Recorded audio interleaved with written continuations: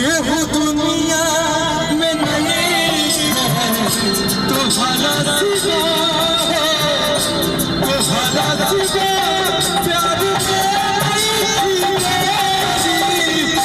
हम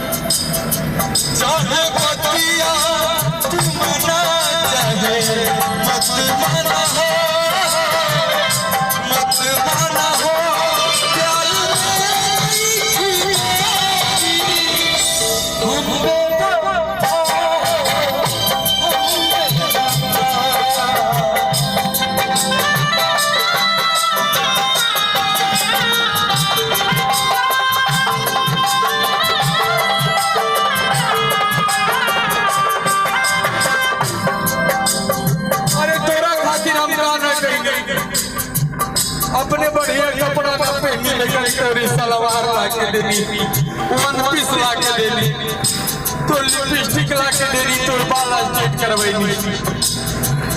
बाकी हम तो अपना नवादा जिला के वो गरीब लड़का पतना कहनी तोरा खाते। मर बाबूजी सही कहता है कि तोर सब खेत बिक जाइए कर चक्कर में, हीरोइन के चक्कर में पड़ रहे हो। का कहा लड़का कहा नजारा